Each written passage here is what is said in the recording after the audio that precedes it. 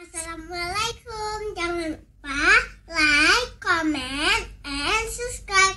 Bye.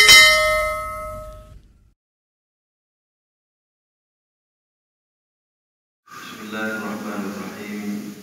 Assalamualaikum warahmatullahi wabarakatuh. Alhamdulillahilladzi amarana bittaqwa.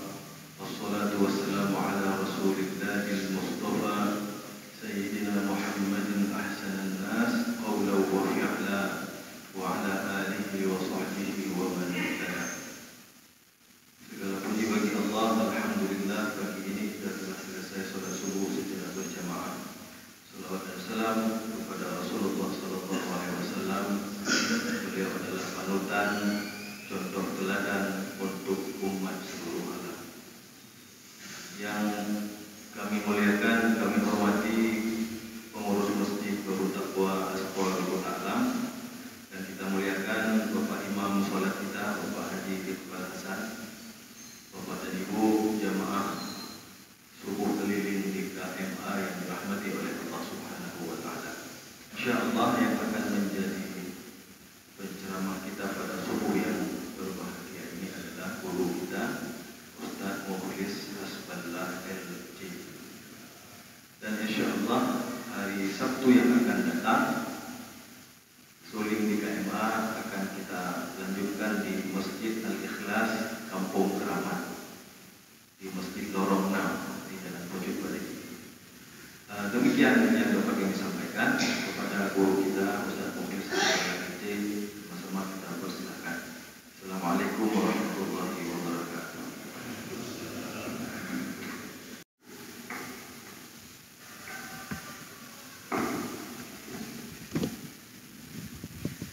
Bismillahirrahmanirrahim. Assalamualaikum warahmatullahi wabarakatuh.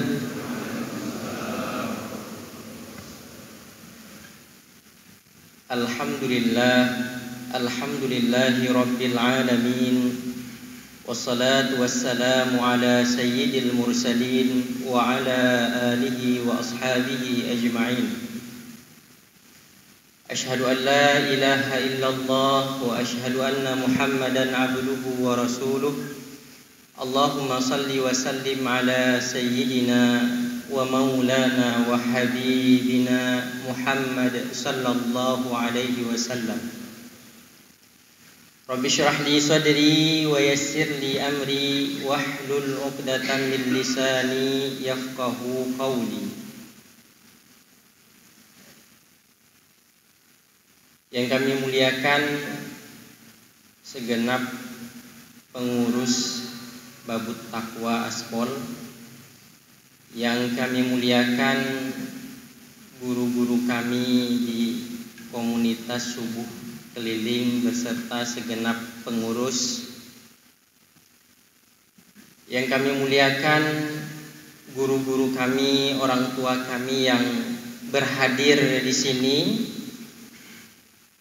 Pantasnya kamilah yang layak, yang patut untuk mendengarkan nasihat-nasihat daripada guru-guru dan orang tua kami sekalian. Dan yang kami muliakan segenap jamaah, ibu bapak yang mudah-mudahan dimuliakan oleh Allah Subhanahu wa ta'ala. Insyaallah pada subuh yang mulia ini dan senantiasa kita ucapkan alhamdulillah kepada Allah Subhanahu wa ta'ala.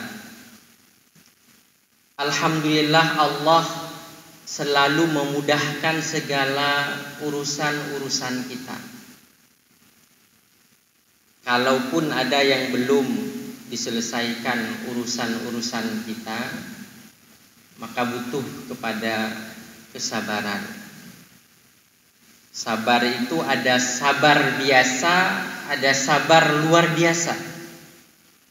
Makanya Nabi Yusuf alaihissalam ketika diuji oleh Allah Subhanahu wa ta'ala dengan berbagai macam cobaan, dan beliau lulus dari cobaan-cobaan itu, diasingkan dari keluarganya, diasingkan dari tanah kelahirannya, bahkan difitnah, tapi beliau melewati semuanya dengan baik. Allah katakan fasabrun jamil. Jadi sabar yang begitu luar biasa setelah proses yang sangat panjang. Mudah-mudahan Allah selesaikan semua urusan-urusan kita. Alhamdulillah juga kita ucapkan kepada Allah Subhanahu wa ta'ala, Allah berikan kemudahan, kelapangan, harta milik kita. Kalaupun masih dalam keadaan sempit, maka teruslah berusaha, teruslah berikhtiar, teruslah berdoa. Karena Allah akan memberikan apa yang kita inginkan, bukan pada waktu atau tepat seperti yang kita inginkan. Allah Maha Tahu pasti akan berikan kepada kita pada waktu yang tepat, pada momen yang tepat. Begitu juga alhamdulillah kepada Allah, para jamaah sekalian yang sudah menikah diberikan istri yang solehah. Yang belum menikah mudah-mudahan juga diberi istri yang solehah. Kalaupun katakanlah ada yang kurang solehah, ya mungkin istri di rumah lebih ganas daripada bapak-bapak. Berarti bapak-bapak itu wali. Karena yang sanggup menghadapi sifat tabiat istri itu orang-orang hebat katanya. Jadi ulama-ulama terdahulu bisa hebat, bisa luar biasa. Konon katanya salah satu yang terjadi pada mereka adalah mereka punya istri yang luar biasa dan mereka sabarnya luar biasa. Jadi banyak-banyak berzikir, taat kepada Allah Subhanahu wa ta'ala, sehingga derajat mereka pun tinggi di sisi Allah Subhanahu wa ta'ala.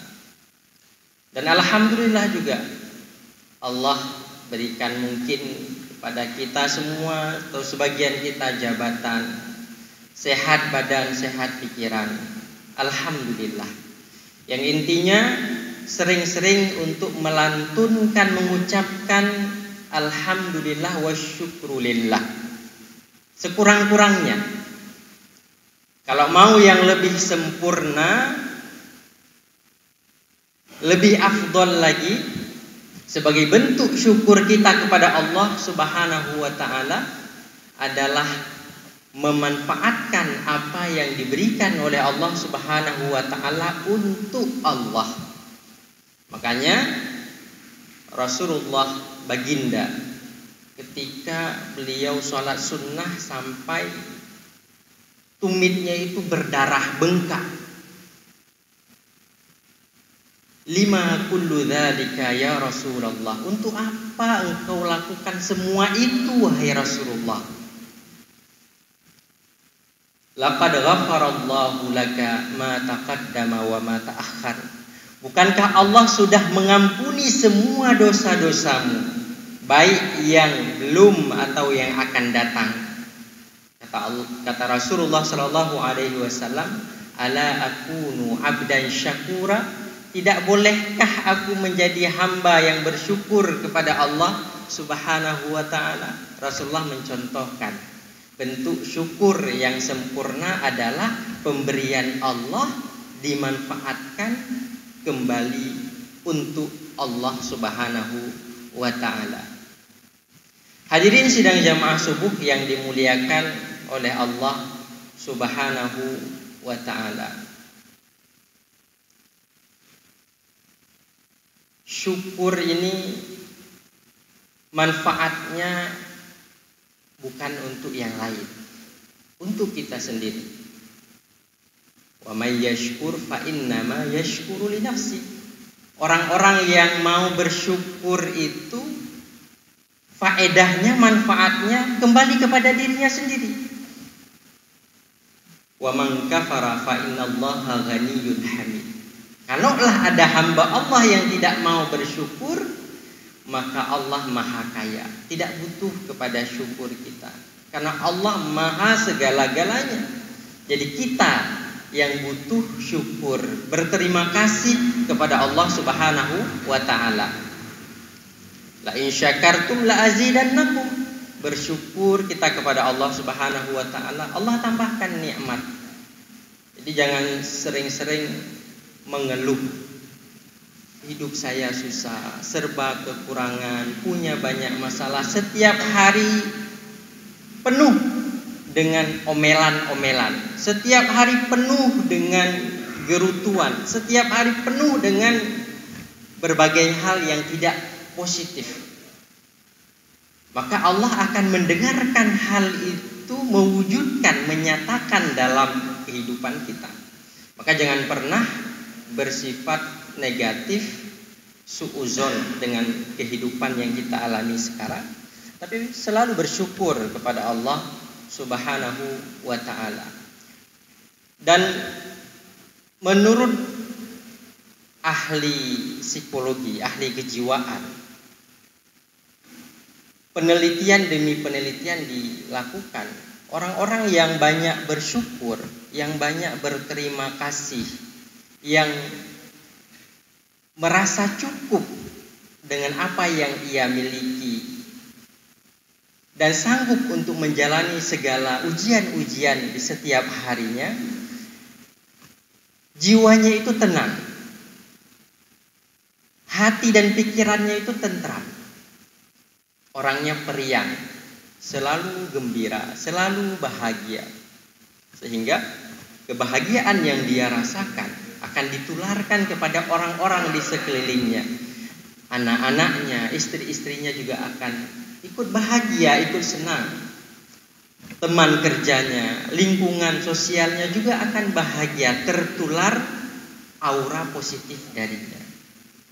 Maka banyak-banyaklah kita bersyukur kepada Allah Subhanahu wa taala. Konon katanya orang yang paling bahagia itu adalah urang pungu. Selalu wajahnya itu tersenyum, seolah-olah tidak ada pernah beban dalam hidupnya, enjoy. Makanya kalau ada di antara kita atau teman-teman kita duduk sendiri, senyum sendiri, oh tidak waras gitu, ya senyum-senyum sendiri. Jadi orang gila itu katanya orang yang paling bahagia di dunia, karena tidak ada pernah masalah dalam hidupnya, enteng. Jadi dia menjalankan segala sesuatu slow saja. Hadirin sidang jamaah subuh yang dimuliakan oleh Allah Subhanahu wa taala, rahimani wa rahimakumullah. Banyak sekali nikmat-nikmat Allah yang diberikan kepada kita. Salah satu nikmat yang sangat besar adalah nikmat anak, dikaruniai anak, dikaruniai cucu, dikaruniai keturunan.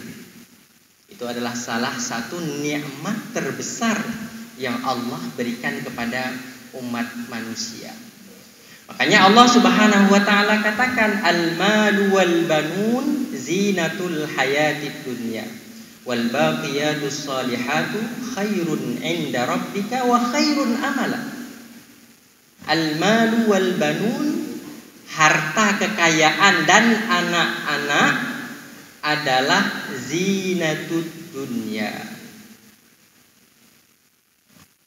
Maksud daripada zinah apa? Dalam bahasa Arab, zinah itu artinya perhiasan, sesuatu yang punya qimah, punya nilai, sehingga ia disandingkan dengan harta. Jadi anak dan harta, atau harta dan anak adalah zinatul hayatid dunya, kekayaan yang paling istimewa yang ada di dunia ini kalau kita miliki. Maka kekayaan yang kita miliki ini ada baiknya agar kita jaga dengan sebaik mungkin. Makanya dalam syariat Islam itu fokus atau konsentrasi terhadap anak dan keluarga luar biasa. Dalam kitab fikih ada beberapa bagian. Bagian pertama ibadat, bagian kedua muamalat, bagian ketiga ahwal syakhsiyah, bagian yang keempat al-jinayat. Ibadat mengatur hubungan kita dengan Allah Subhanahu wa taala. Salat, puasa, haji. Muamalat mengatur hubungan kita dengan sesama manusia. Bagaimana dalam jual beli, yang sah, yang tidak sah, riba dan lain sebagainya. Mengatur hubungan kita dengan saudara-saudara di sekeliling kita. Ahwal syakhsiyah adalah pembahasan-pembahasan yang memperkuat atau menjaga ikatan keluarga. Di dalam ahwal syakhsiyah dibahas tentang apa? Nikah, cerai, nafkah untuk istri, nafkah untuk anak, dan dibahas juga tentang tarbiyatul aulad atau al-hadanah, pendidikan anak. Jadi menjadi salah satu porsi yang besar dalam kajian fikih tentang keluarga dan anak. Sedangkan jinayat bab terakhir, atau kalau kita di Aceh syariat Islam, ya, identik syariat Islam itu dengan jinayat. Hukuman-hukuman terhadap pelaku yang melanggar aturan-aturan Allah Subhanahu wa taala. Jadi terakhir, makanya penerapan syariat Islam atau jinayat ini sulit untuk sampai ke titik kafah. Kenapa? Karena banyak hal-hal lain, bagian-bagian lain yang harus disempurnakan terlebih dahulu. Ketika masa Sayyidina Umar memimpin menjadi khalifah, pada musim paceklik para pencuri tidak dipotong tangan. Padahal jelas-jelas mencuri itu dengan kadar tertentu bisa dipotong tangannya dan bagian dari hukum syariat Islam, tapi Umar tidak potong. Kenapa? Karena ada syubhat-syubhat. Kalau kita terapkan sekarang hukuman potong tangan, mungkin banyak ya orang-orang di atas mengambil punya negara, mengambil punya rakyat. Bagaimana mungkin penegak syariat menghukum orang-orang yang di bawah? Syubhatnya banyak. Bagaimana mungkin dilakukan potong tangan, tapi banyak saudara-saudara kita mungkin yang lebih sering puasa ketimbang makan. Makanya bab terakhir jinayat, bagian terakhir. Hadirin sidang jamaah subuh yang dimuliakan oleh Allah Subhanahu wa taala. Lebih luas lagi berbicara tentang anak, cucu, keturunan dalam era ini di mana harga-harga pangan terus naik. Bahkan di media-media sosial berita kita dengar akan ada resesi. Artinya apa? Ke depan bisa jadi harga-harga pangan naik lagi.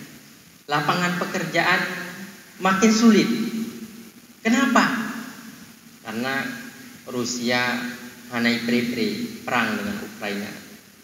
Cina dengan Amerika juga perang dingin. Itu akan berdampak bagi ekonomi global dan kita juga akan ikut terdampak.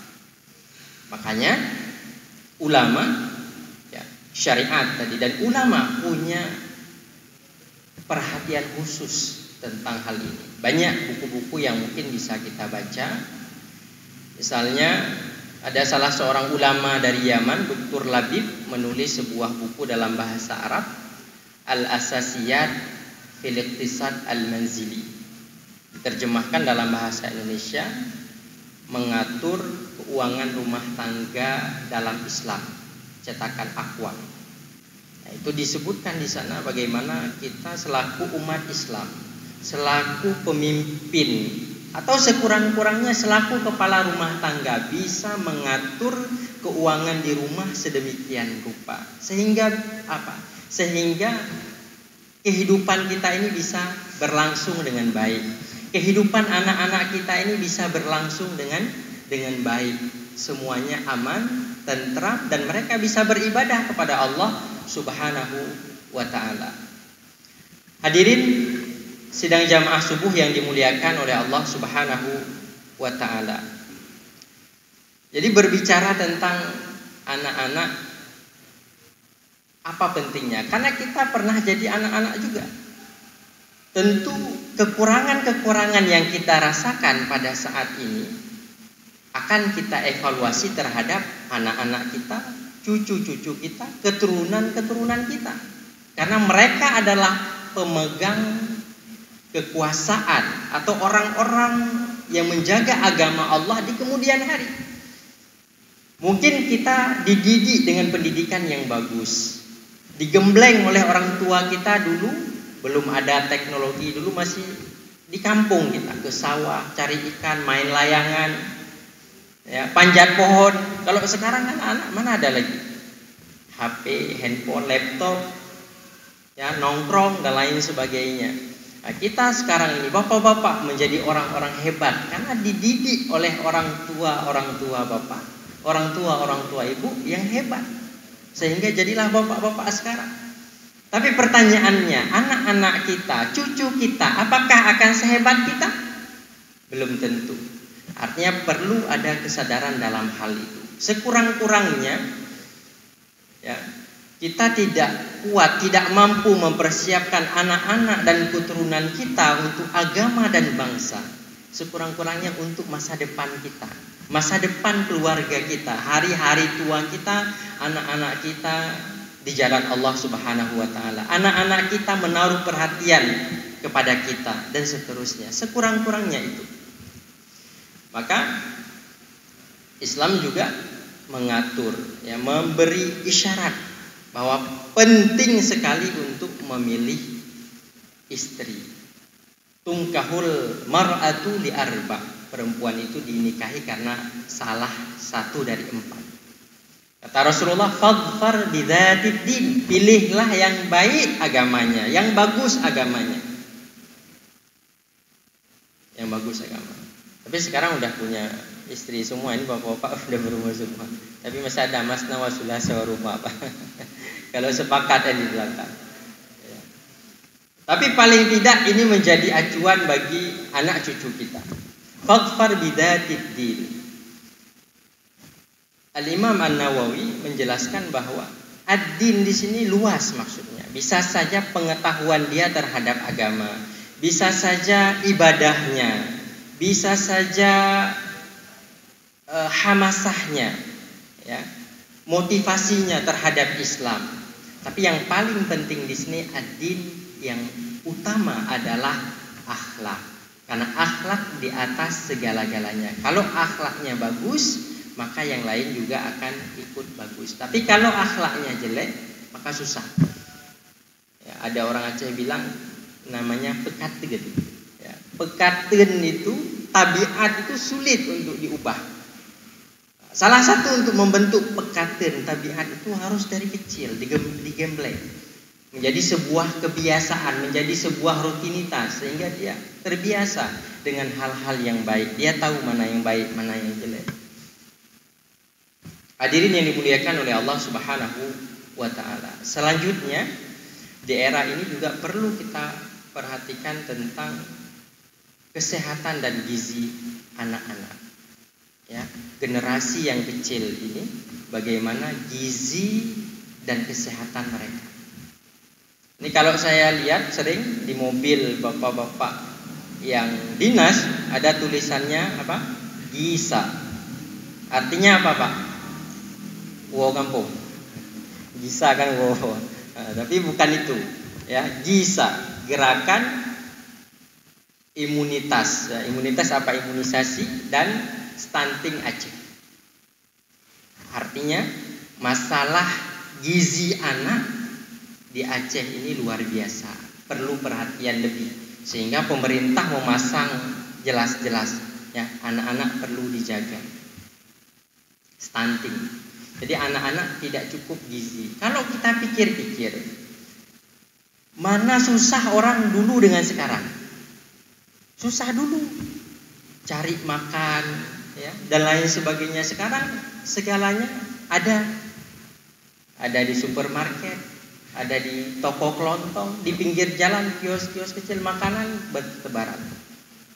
Ada orang yang mengatakan kalau dulu orang meninggal karena tidak ada makan, kalau sekarang orang meninggal karena kebanyakan makan atau salah makan. Makanan di mana-mana mudah didapatkan, nggak ada orang yang lapar, tapi makanan itu membunuh dia.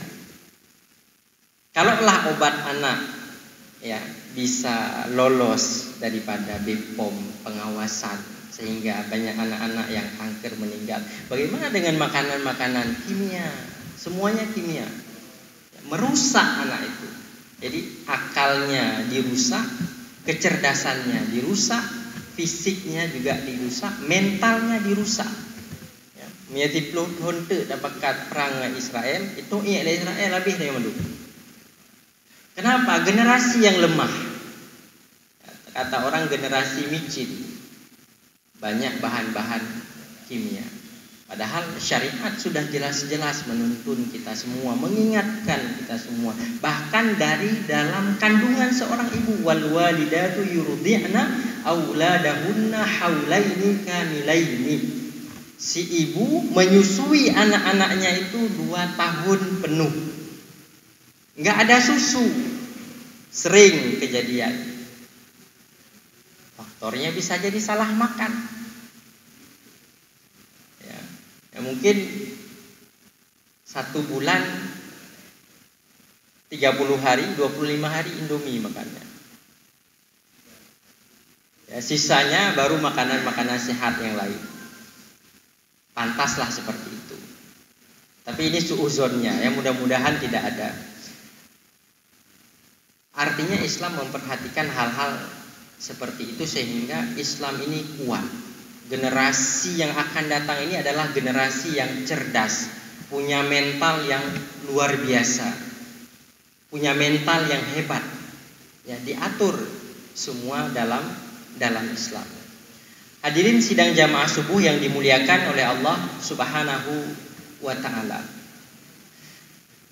Berbicara masalah makanan juga, tidak mesti makanan yang sehat itu, yang bergizi itu yang mahal. Karena tak pegah bangun orang Aceh berat lecu. Masalah makanan, masalah rasa hanya sekurang belah 20. Harus perfect ya. Karena lidah orang Aceh, ya, lidah orang Aceh ya kaya dengan rasa. Masakan Aceh kaya dengan rasa. Jadi ceritanya saya punya beberapa teman, zuhud lah katanya. Zuhud itu Pak enggak terlalu suka dengan dunia. Sederhana orangnya. Ada beberapa teman saya dari Mesir ya, atau yang di sini zuhud. Ya, dalam kehidupannya biasa-biasa saja. Tapi masalah makanan hanapat dawa ya, harus perfect. Namanya hanapah hanggema halewat makanan. Ya, hal-hal seperti ini yang kelihatannya sederhana tapi menjadi bagian penting dalam bermasyarakat. Terlebih dalam keluarga. Ya, jangan sekali-kali kita katakan kepada anak kita, ini makanan ini enggak enak. Atau punya tahu tempenya makanan awak Jawa. Awak Aceh bangsa terlebih di atas bumi, makanannya makanan enak. Tidak seperti itu. Ya. Jadi apapun yang bisa memberi gizi, 4 sehat, 5 sempurna, enggak mesti mahal, itu sudah bagus bagi kita, bagi generasi kita. Dan ini ada satu cerita ya, Dr. Drianto, salah seorang pemuda dari Bogor. Dia cerita, dulu ketika dalam kandungan ibunya, dokter sempat memvonis bahwa dia tidak akan lahir dengan selamat. 50-50, 50-50. Bisa jadi dia lahir dengan selamat, bisa jadi tidak. Akhirnya ibunya introspeksi diri.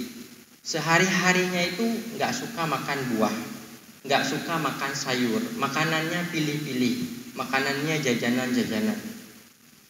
Akhirnya di waktu yang tersisa, si ibu evaluasi, makan sayur banyak, makan buah banyak, ya, makanan-makanan yang bergizi, yang sehat beliau makan, dan nggak mesti mahal.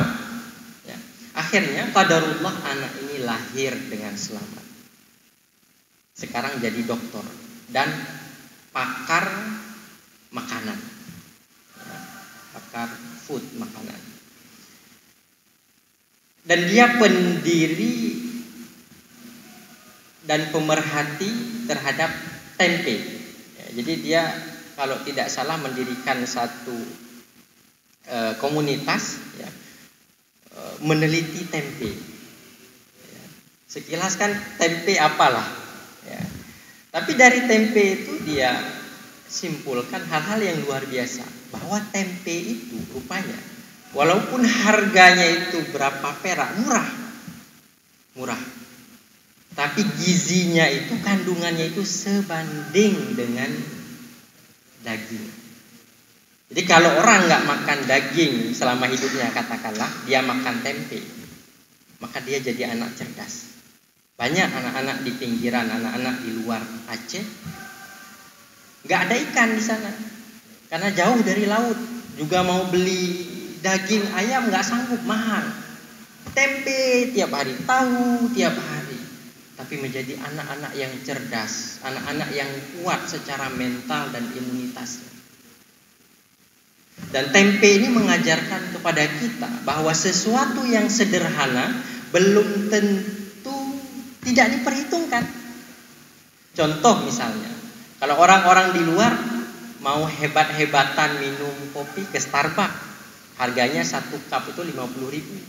Nah, kita ke warung kopi di Berawi ini 5.000. Kualitasnya nggak jauh beda, bahkan lebih bagus. Ya, maka tidak selamanya yang kita lihat itu biasa-biasa, tapi efeknya itu juga biasa. Ada hal-hal yang sederhana, yang biasa, tapi efeknya, manfaatnya luar biasa. Itu yang patut kita contoh, ya, tentang si Dr. Drianto itu dan tempe.